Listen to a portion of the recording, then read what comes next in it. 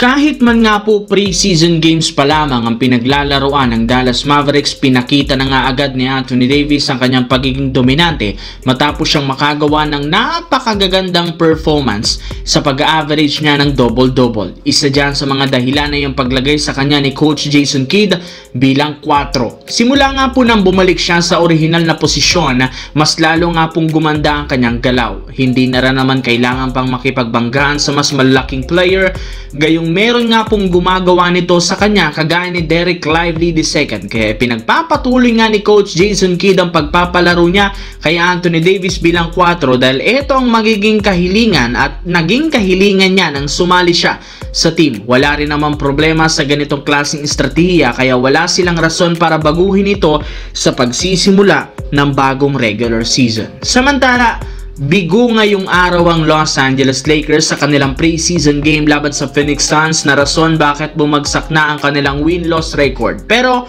sa kabila niya, naging maganda rin naman ang debut game dito ni Luka Doncic sa pagtatala ng 25.7 rebounds, 4 assists, kasama na ang kanyang mga highlights play sa loob lamang ng 22 minutes na playing time na merong plus 11 na efficiency ratings. Dahil nga sa kanya, mas gumanda ang performance ni DeAndre Ayton matapos magtala ng double-double, 10 points, 13 rebounds.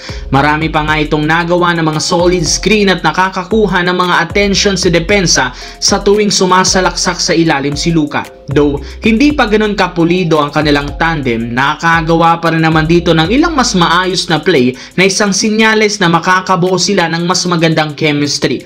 Nagkaroon rin naman dito ng magandang performance si Austin Reeves matapos magtala ng 25 points. Kaya overall, napakaganda pa rin ang naging laro ngayon ng Lakers kahit natalo sila dahil sa limitadong minuto ng mga key players. Sa kabilang banda naman, nagawa nga po ng Houston Rockets na maipanalo ang game ngayong araw laban sa New Orleans Pelicans 131-28. Hanggang ngayon, nananatiling undefeated sa preseason sa pagkakaroon ng 3-0 record. Pero sa pagkakaiba ng kanilang naging laro ng Houston kumpara nitong mga nagdaang araw, pinakita dito ang tunay na lakas matapos nilang gamitin sa wakas ang big lineup nina Amen Thompson, Kevin Durant, Jabari Smith, Alperen Sengun at Steven Adams sa starting 5, which is epektibo matapos silang magkaroon ng mas maagang scoring run at mas naging dominante sa ilalim. Though may ilang disadvantage ang kanilang team sa paggamit ng ganitong makalaking lineup, maayos rin naman nila itong nagawa matapos silang manalo sa pangunguna ni Jabari Smith na kumuha ng 26 points at si Amen Thompson